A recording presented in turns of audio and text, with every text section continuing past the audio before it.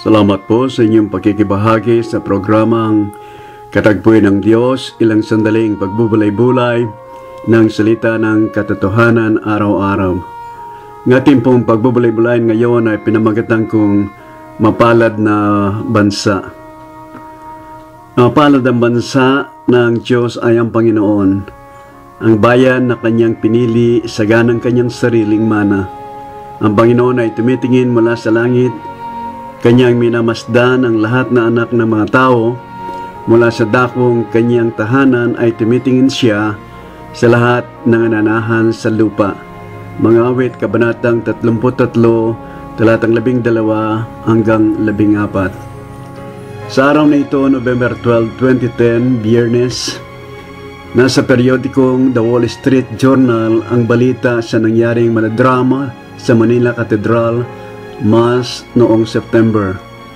Dahil sa pagsasalungat ng mga paring Katoliko patungkol sa family planning na ayaw na lang ipairal sa mga Pilipinong Romano Katoliko, at isang Pilipinong na nagangalang Carlos Celdran ang tumayo sa gitna ng kanilang kasalukuyang misa at umatake laban sa kanila dahil sa pagsasalungat ng mga paring Katoliko sa planong batas na kung saan ang ating maraming kababayang Pilipino ay mapalakas ang loob para sa pagpaplanong mabuti sa panganganak sa pamilya. Si Mr. Celdran ay may dala-dala ding placard na may picture o pangalang Damaso, isang figura o larawan ng pagkukunwari o pandaraya dahil sa nagkaanak siya nalabas sa legal na pag-aasawa ayon sa nobela ni Dr. Jose Rizal noong 1887 na pinamagatang No Limitangere o Touch Me Not. Binabalaan din ng mga paring Katoliko ang kasalukuyang Pangulo ng bansa, si Pangulong Benigno Aquino III, na kung hayaan niya na magkaroon ng batas patungkol sa family planning ay patatalsikin siya sa kanyang posisyon bilang Pangulo ng bansa sa paniniwala nilang higit silang makapangyarihan kaysa mga taong bayan dahil sa kanilang bilang sa pagiging Romano Katoliko. Ang dahilan sa pagpaplano na magkaroon ng batas sa family planning ay gawa ng tinatawag na population explosion o balloon na mayroong bilang na 27 million noong 1960 to 95 million sa ngayon ayon sa survey ng World Bank.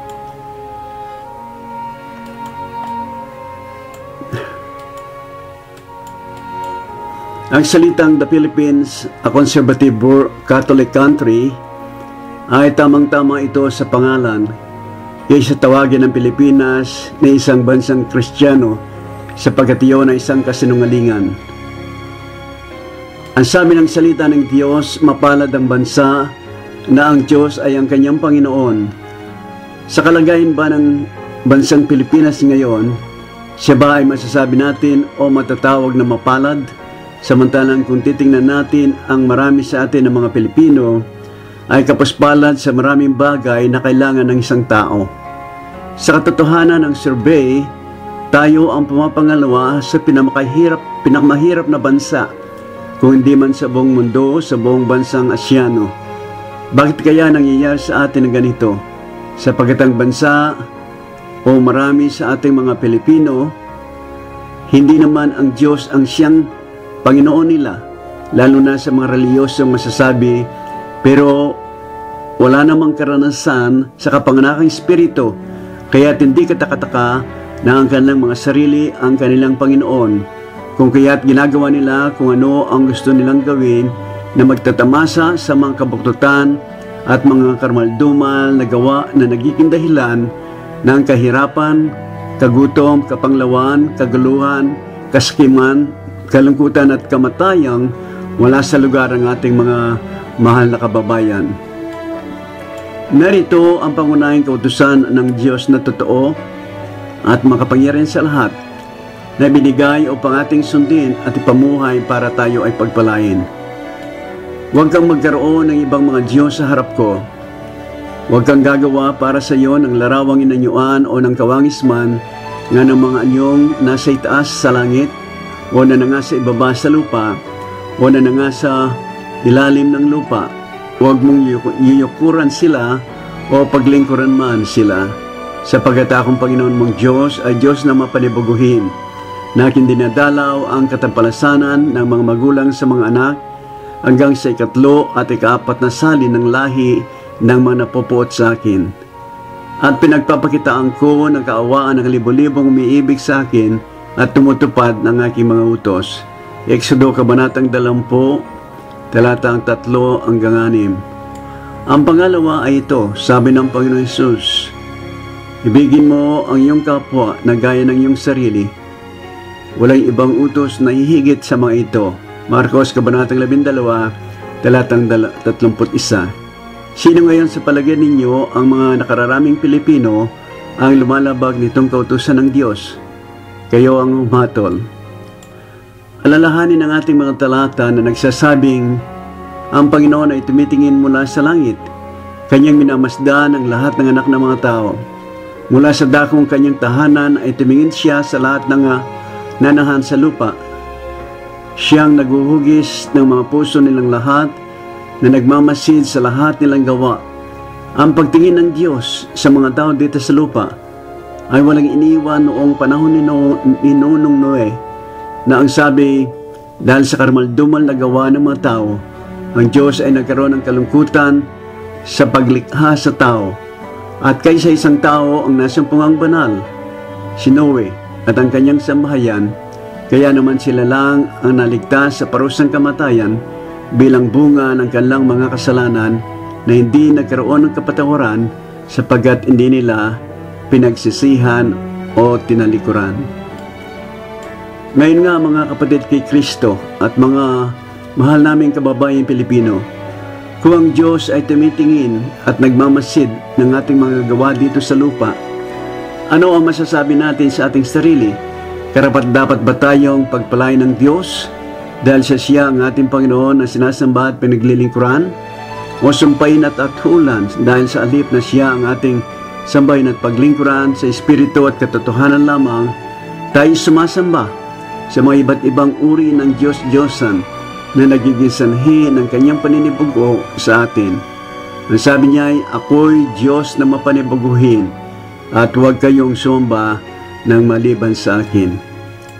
Kung gusto nating pagpalain ng Diyos sa ating buhay espiritual at sa mga bagay na sadyang kailangan natin bilang taong nasa laman at magkaroon ng katarungan, kabanalan sa buhay, kapayapaan, kaayusan, katapatan sa panunungkulan at kaligtasan sa buhay na walang hanggan, kailangan natin ng matapat na pagsisising kasalanan, pagtalikod sa paggawa ng kasamaan, katulad ng pagnanakaw sa salapi ng kaba ng ating pamahalaan, paniningil na wala sa lugar, katulad ng mga taong nangungutong sa mga taong walang kasalanan, matapat at masipag na paggawa sa loob ng opisina ng bayan, pagtigil sa pananakim sa lupa ng may lupa, at humingi tayo ng kapatawaran ng ating mga kasalanan sa Diyos at tayo patatawarin niya. At kung ilagak natin ang ating pagtitiwala na si Jesus lamang ang Diyos na nagkatawang tao, ang ating tagapagligtas at Panginoon, tayo ay magkakaroon ng buhay na walang hanggan, ng katiyakan nito at pananahanan tayo ng Espiritu Santong banal na tutulong sa atin sa panibagong buhay at sa ikabubuti ng ating mga sambahayan at ng ating bansang minamahal, Pilipinas kong mahal. Sa kawakasan, ako din ay pinanganak sa pamilyang Romano-Katoliko. Lumaki bilang isang matapat na Katoliko hanggang 17 taong gulang.